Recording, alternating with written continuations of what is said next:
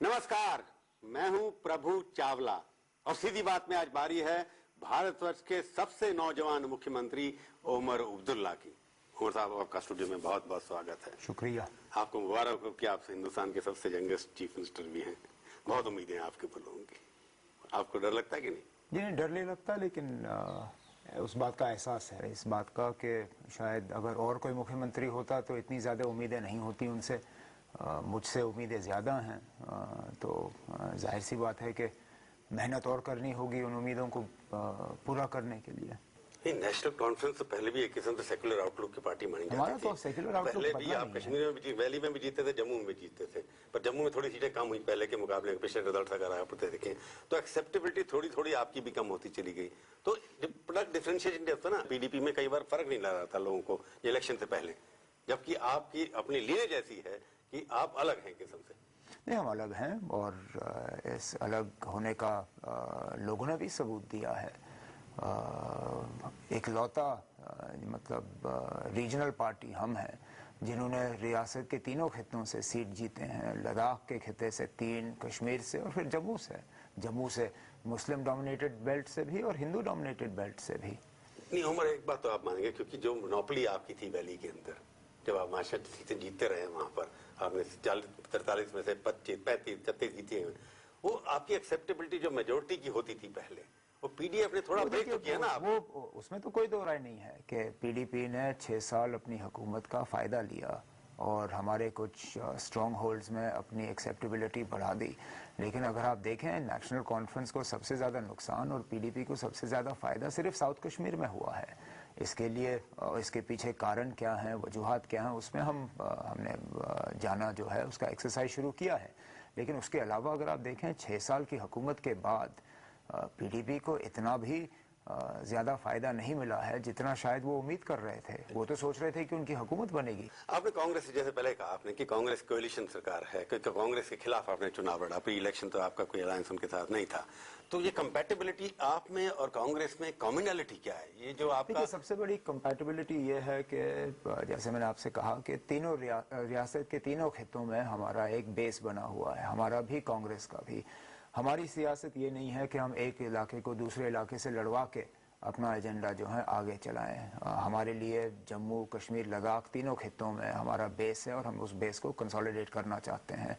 पिछली हुकूमत के मुकाबले हमारा ये एक फ़र्ज़ बनेगा, एक हमारी कमिटमेंट है कि हम तीनों खित्तों के साथ इंसाफ करके लोगों की मुश्किलात हल करेंगे। ये तो पहले भी था, फिर पहले अलायंस क्यों नहीं कर लिया आपने? चुनाव से पहले बात बनती नहीं थी। बात इसलिए नहीं बनती थी क्योंकि पॉलिटिकली ना कांग्रेस को ये सूट करता था ना नेशनल कॉन्फ्रेंस को। ये अलायंस, लोगों ने इस अलायंस का फैसला किया अपने वोट का इस्तेमाल करके। ना कांग्रेस को मेजॉरिटी दी ना नेशनल कॉन्फ्रेंस को, लेकिन मिलके हमें मौका दिया हुकूमत बनाने का और किसी और कॉम्बिनेशन के पास नंबर नहीं थे। ओमर अब्दुल्ला एक कंप्रोमाइज करने वाले व्यक्ति नहीं है। जो बात कहते हैं जोर से कहते हैं। तो सत्ता के लिए क्या आपको चीफ मिनिस्टर बनना था, इसलिए आपको लगा कि पोस्ट इलेक्शन कंप्रोमाइज करना पड़ेगा? इसमें कोई कॉम्प्रोमाइज नहीं है। हमने कोई ये नहीं कहा कि हम अपना जो पॉलिटिकल नज़रिया है या जो हमारी सियासी सोच है या जो हमारा एजेंडा है गवर्नेंस के लिए, उसको हम रद्द कर रहे हैं या उसको हम डिसॉल्व कर रहे हैं। हम कह रहे हैं हम अपनी जगह खड़े हैं, लेकिन हम चाहते हैं कि लोगों की भलाई के लिए एक ऐसी हुकूमत दें जिसका फ़ायदा यहाँ जम्मू कश्मीर के आवाम को मिले। आपकी ऑटोनॉमी की जो पॉलिसी, जो आपका वाइट पे फादर आप सबके इशू, कांग्रेस ने हमसे ये नहीं कहा कि आप उसको रद्द करें। नहीं, आप उसको शुरू करने वाले ऑटोनॉमी के ऊपर एजेंडा शुरू करना क्या? उस पर हमने उस पर बात करनी बंद कब की? नहीं, ऑटोनॉमी जो आपकी जो एजेंडा था पहले, उसको आप रिवाइव कर। आप मुझे ये बताइए जनाब, हमने उस एजेंडा को कोल्ड स्टोरेज में रखा कब? अभी जब भी प्राइम मिनिस्टर ने राउंड टेबल की कॉन्फ्रेंस बुलाई, जब भी मैं पाकिस्तान गया, जब भी कभी भी हमसे पूछा गया कि जम्मू कश्मीर के सियासी हल के लिए रोड मैप क्या है, हमने अपना रोड मैप सामने रखा है।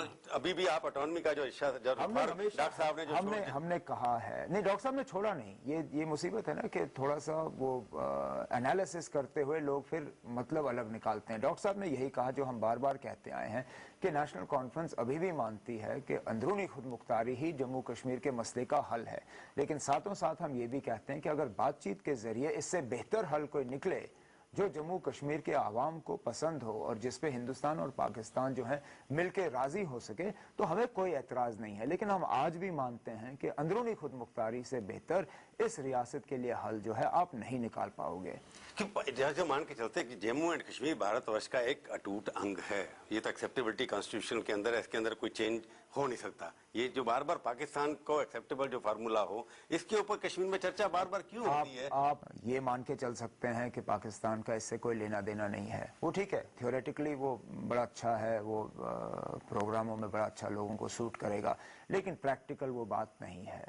आज तक अगर जम्मू कश्मीर में अगर हमने मुश्किल का सामना किया है, अगर 20 साल से हम आतंकवाद के शिकार हैं, अगर हमारे मतलब हर चीज़ पे सवाल उठाया जाता है, वो इसलिए क्योंकि पाकिस्तान ने अभी तक जम्मू कश्मीर की बात को जो है कबूल नहीं किया है। आप ये कह रहे हैं कि जब तक पाकिस्तान के सेटिस्फेक्शन के अनुसार फैसला नहीं होगा, तब तक जम्मू कश्मीर की समस्या हल नहीं हो सकती? वो सही बात है, और ये मैं नहीं कह रहा हूँ, ये आपने शिमला एग्रीमेंट में 1971 में कागज पे लाया है। आपने उसमें कहा है कि Indian Pakistan will discuss all outstanding matters including the matter of Jammu and Kashmir. ये तब डिक्लेयर हुआ जब मैं 2 साल का था। मतलब आप अभी उस बात में कहें कि बिना पाकिस्तान की मर्जी आपने आप मुझे बताइए ना, उसके अलावा आपने और कौन सा लाया है? ये इंटरनेशनली आपने पाकिस्तान के साथ बातचीत करके, आपने एक सीज फायर के बाद, जंग जीतने के बाद आपने कागज पे ये माना है कि पाकिस्तान के साथ बात करके जम्मू कश्मीर का मसला जो है वो हल होना चाहिए। जो आज पाकिस्तान यहाँ पर कर रहा है, उसके बारे में क्या सोचते हैं आप? मैं करूंगा आपसे बात एक छोटे से ब्रेक के बाद। सीधी बात में आपका एक बार फिर से स्वागत है। आज हम बातचीत कर रहे हैं जम्मू एंड कश्मीर के मुख्यमंत्री ओमर अब्दुल्ला से। जम्मू एंड कश्मीर पाकिस्तान से डीलिंग नहीं कर सकते हम, आपको लगता है? बिल्कुल जी नहीं, कैसे करेंगे? 60 साल से जम्मू कश्मीर के ऊपर हिंदुस्तान और पाकिस्तान का एक नज़रिया जो है अलग रहा है। हमने 3.5 जंग लड़े हैं, 20 साल से हम आतंकवाद के शिकार हैं। बॉम्बे में जो कुछ हुआ, जो 75 के बाद, 80 के बाद, पाकिस्तान जिस तरह से अटैक हिंदुस्तान के ऊपर कर रहा है, वहाँ की धरती से हो रहा है। मैं जम्मू कश्मीर के आतंकवाद की बात कर रहा हूँ, मैं जम्मू कश्मीर के सियासी मसले के हल की बात कर रहा हूँ। देखिए ना, जम्मू कश्मीर का मसला जो है वो 2 तरह है। एक तो इंटरनली है, जो नई दिल्ली को जम्मू कश्मीर से बात करके एड्रेस करना होगा, और एक एक्सटर्नल है। आप इस चीज को नजरअंदाज नहीं कर सकते। आप सेंट्रल गवर्नमेंट की एक जो पॉलिसी है, ऑल ऑप्शन आर ओपन, उसके साथ सहमत हैं आप? मैंने तो हमेशा मैंने कहा है कि जंग के जरिए हम कुछ हासिल नहीं करेंगे। अगर कुछ निकलना है तो बातचीत के जरिए निकलेगा। आप पाकिस्तान के खिलाफ, जंग के खिलाफ हैं एकदम? मैं किसी भी जंग के खिलाफ हूँ। आप मुझे बताइए ना, अभी तक मैंने आपसे कहा हमने 3.5 जंग लड़े हैं पाकिस्तान के खिलाफ, हासिल क्या किया है? प्रेजेंट कॉन्टेक्स्ट में बात कर रहा हूँ, जिस तरह से देश मैं प्रेजेंट कॉन्टेक्स्ट के हवाले से ही बात कर रहा हूँ। जब 3.5 जंग लड़े हैं और कुछ हासिल नहीं हुआ, अगर एक और लड़ेंगे क्या हासिल करेंगे? हम इस मोड़ पे पहले भी थे जब पार्लियामेंट पे हमला हुआ, हमने अपने फौज तैनात किए, वो ऑपरेशन परिक्रमा जो है वो लगाया, पता नहीं कितने 100 करोड़ खर्च किए। मैं खुद उस वक्त एक्सटर्नल अफेयर्स मिनिस्ट्री में था जब हमने 21 लोगों का लिस्ट पाकिस्तान को दिया। फौज भी वापस आई, लिस्ट भी वापस आया, लोग वहीं के वहीं रहे। हमने हासिल क्या किया? हमें फिर बातचीत का हाथ जो है आगे बढ़ाना पड़ा। आपको भी एक मिनट, आपने कहा पहले टाइम दीजिए। मेरे को लगता है कि क्योंकि आप शायद मेंटली प्रिपेयर नहीं थे मुख्यमंत्री बनने के लिए, क्योंकि आपने फादर को प्रोजेक्ट किया। फादर को प्रोजेक्ट किया मैं तो 2002 से इसके लिए तैयार था। नहीं, पर आपने फादर को प्रोजेक्ट किया इलेक्शन के दौरान, तो उन्होंने सोचा कि ये पॉलिसी स्टेटमेंट वो बनाते रहेंगे, तो आपने उसको नहीं, पॉलिसी स्टेटमेंट, मेरी पॉलिसी तैयार है। पॉलिसी के लिए नाम देना जरूरी नहीं है। हम जो कानून के तहत चलने के लिए तैयार हैं, हम उनके साथ काम करने के लिए तैयार हैं। प्रोजेक्ट तो फादर को किया था ना आपने? वो तो पार्टी ने किया था, बिल्कुल। मैंने तो उसको सडनली एक रात में बदल के आ गया रास्ता। वो तो आप डॉक्टर साहब से कभी सीधी बात करनी होगी उनसे पूछो, पर मैंने आपसे उस दिन भी पूछा था ना, रात को आपने अनाउंस किया नहीं हमारे फादर हैं, उसके बाद आपने ये भी कहा थोड़ा ही has to be little more responsible. तो डॉक्टर साहब ने दिल बदल गया उनका, एकदम बदल गया। हमको लगता है बदल गया उनका। बदल गया होगा या आपके रिश्ते जो हैं, पर्सनल रिश्ते राहुल गांधी के साथ, वो पॉलिटिकल रिश्ते बदल गए? ये देखिए, अब इन सवालों के जवाब के लिए या तो फारूक साहब को आपके स्टूडियो में आना पड़ेगा या राहुल को। वो तो दोस्ती मेरी राहुल से है, दोस्ती मेरी बहुत लोगों से है, लेकिन उसका सियासत से कितना लेना देना है वो दूसरी बात है। हिस्ट्री है ना आप लोगों की पुरानी। शेख साहब जो नेहरू जी के साथ, आपके फादर जो थे उस राजीव गांधी के साथ मैंने बहुत बार देखा उनको, और आपको राहुल जी के साथ खास बार देखा है। तो ये परंपरा चलती आ रही, फैमिली ट्रेडिशन है कि गांधी ट्रेडिशन नहीं है, एक रिश्ता रहा है सियासत से हट। कश्मीर की फर्स्ट फैमिली और दिल्ली के फर्स्ट फैमिली की अच्छी रिलेशनशिप रहती है, रहती है। वो भी मैं बार बार कहता हूँ सियासत से हटके मतलब इसमें पॉलिटिकल लिंक्स जो हैं वो ज्यादा कमजोर हैं बनिस्बत के पर्सनल लिंक्स जो हैं। और अब आपके सामने एक ये जम्मू की जो समस्या है, बार बार आपने एक सेंटेंस मैंने आपका सुना टीवी के ऊपर कि कश्मीर और जम्मू दोनों के साथ डिस्क्रिमिनेशन हुआ है। आपने मैंने वो नहीं कहा। मैंने ये कहा कि अगर आप कश्मीर में जाके लोगों से पूछें वो कहेंगे कि डिस्क्रिमिनेशन उनके खिलाफ हुआ है जम्मू के हाथों। जम्मू को यही लगता है कि कश्मीर ने जो है जम्मू का हिस्सा खाया है। लद्दाख करगिल जाइए तो वो कहते हैं कि जम्मू और कश्मीर दोनों ने मिलकर उनका हिस्सा खाया है। अब सच्चाई कहाँ पे है, इस पे हमें पहुंचना होगा। तो आप तो 10 साल से अब देख राजनीति में हैं, आपको तो सच्चाई तो पता होनी चाहिए अब तक। नहीं, मेरी सच्चाई और लोगों की सच्चाई में फर्क रह सकता है। आपकी क्रेडिबिलिटी ज्यादा है इसमें, जो आप कहेंगे वही सच मानेंगे। नहीं, मैं अपनी राय जो है लोगों आप सच नहीं बोलना चाहते। नहीं, ये बात नहीं है। मैं अपनी राय लोगों पे ठोसने के लिए तैयार नहीं हूँ। अगर आप राय बनाएंगे, राय फैक्ट्स पे बननी चाहिए, परसेप्शंस पे नहीं। फैक्ट्स पे आना जरूरी है। तो जम्मू अंडर डेवलप्ड हुआ कि नहीं आपके हिसाब से? जम्मू का जो निचला इलाका है वो काफी हद तक डेवलप हुआ है जम्मू के ऊपर इलाके के मुकाबले। आप रजौरी, पुंछ, डोडा, किश्तवाड़ जाइए, वहाँ पे जो तरक्की होनी चाहिए थी नहीं हुई है। आज भी कुछ इलाके हैं जहाँ 7-7, 10-10 किलोमीटर पैदल चलना पड़ता है सड़क पे पहुँचने के लिए। लेकिन अगर आप जम्मू का निचला इलाका देखें, जम्मू, कठुआ वगैरह, तो उन्होंने इन इलाकों ने काफ़ी तरक्की की है। आज भी जम्मू कश्मीर में जितना इंडस्ट्री है वो जम्मू में है लगभग। एक बात बताइए, जम्मू क्यों फील करता है कि डिवाइड जम्मू की कम्युनल है या इकोनॉमिक है? बीजेपी वाले कहते हैं इकोनॉमिक है। नहीं, ये इकोनॉमिक भी नहीं है। मुझे लगता है कुछ हद तक पॉलिटिकल है, बहुत कम इकोनॉमिक है, क्योंकि आज भी ज्यादा टूरिस्ट जो हैं वो यहाँ जम्मू आते हैं माता के पास जाने के लिए। ज्यादा इंडस्ट्री लगती है तो जम्मू में लगती है। पॉलिटिकल एक सवाल उठता है जिसका जवाब शायद हमें हासिल करना होगा। इकोनॉमिकली मैंने कहा परसेप्शन की बात है। कश्मीर जो है वो भी डिस्क्रिमिनेट फील करता है। जम्मू एंड कश्मीर की ट्रेजेडी ये है कि पिछले 60 सालों के अंदर आपके यहाँ पावर शॉर्टेज है, तो ये सब चीजें इंडस्ट्री को ही है, डेवलपमेंट इसके पीछे कहीं ना कहीं जम्मू में भी नहीं है, कश्मीर में भी नहीं है। जम्मू में है, कश्मीर के मुकाबले जम्मू में ज्यादा है। परंतु हाई रेसिपिएंट और सेंट्रल एड आप हैं, तो पैसा कहाँ जाता है फिर? ये सवाल का भी मुझे जवाब चाहिए। मैंने तो अब इसके लिए भी अब काम करना शुरू किया है कि प्रधानमंत्री ने जो 24,000 करोड़ की पैकेज रियासत को दी, वो पैसे गए कहाँ? मेरे को याद आता है आपके फादर, ग्रैंडफादर का स्टेटमेंट एक बार कहा था, मैं उसको पूछूंगा आपके ब्रेक के बाद। स्टेटमेंट क्या था उनका कि कांग्रेस पार्टी एक कीड़ा है नाले का, और जब बारिश आती है तो बाहर निकल के आ जाते हैं। आपको उसके बारे में सोचना क्या है, पूछूंगा एक ब्रेक के बाद। सीधी बात में आपका एक बार फिर से स्वागत है। मैं आज बातचीत कर रहा हूं जम्मू एंड कश्मीर के चीफ मिनिस्टर ओमर अब्दुल्ला से। मैं आपने क्या करप्शन, 24,000 करोड़ की बात की आपने, करप्शन के बहुत चार्जेस लगे। पिछली बार याद है आपकी पूरी की पूरी पार्टी नेशनल असेंबली में पीरजादा के खिलाफ वॉकआउट करके इस्तीफा मांग लिया करप्शन के ऊपर, और उसी पीरजादा के साथ आज अपनी कैबिनेट में आपने एजुकेशन मिनिस्टर बनाया। तो करप्शन का मुद्दा तो पॉलिटिकल है, सूटेबिलिटी है, कन्विक्शन की बात नहीं। जी नहीं, कन्विक्शन की बात है।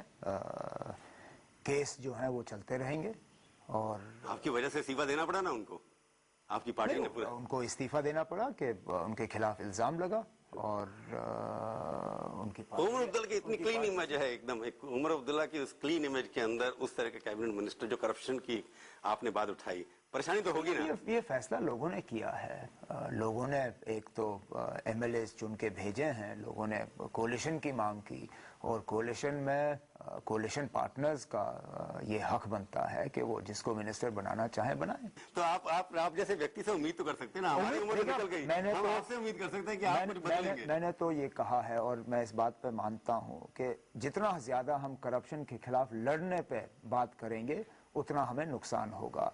हमें इस पे कुछ कर दिखाना है, और शुरुआत हमने की हुई है। हमने कहा है कि जम्मू कश्मीर में जो राइट टू इंफॉर्मेशन है, जिसके तहत मुझे लगता है काफी हद तक करप्शन में आप डेंट कर सकते हैं अगर उसका सही इस्तेमाल हो, हम वो राइट टू इंफॉर्मेशन एक्ट को जो है नए सिरे से पेश कर रहे हैं ताकि उसको एट पार लाया जाए दिल्ली के एक्ट के साथ। पार्लियामेंट जो सेंट्रल एक्ट है, एक सेंट्रल इंफॉर्मेशन कमिश्नर पे मेरी नजर है जिनको मैं यहाँ पे लाऊंगा, स्टेट इंफॉर्मेशन कमिश्नर पे, और मुझे लगता है काफी हद तक इन चीजों से फर्क पड़ेगा। ये कश्मीरी पंडित का सवाल जो है, उनको शिफ्ट करने के लिए क्या है? क्या देखिए, उनको शिफ्ट किया नहीं जा सकता, नहीं किया जा सकता, ना उनको शिफ्ट किया जाना चाहिए। मैंने बार बार कश्मीरी पंडित कम्युनिटी से कहा है, और वो मेरी इस बात को मानते हैं। वो अपनी मर्जी से बाहर आए, क्योंकि उनकी जो सुरक्षा है, वो सेंस ऑफ सिक्योरिटी जो है वो उनसे छीनी गई।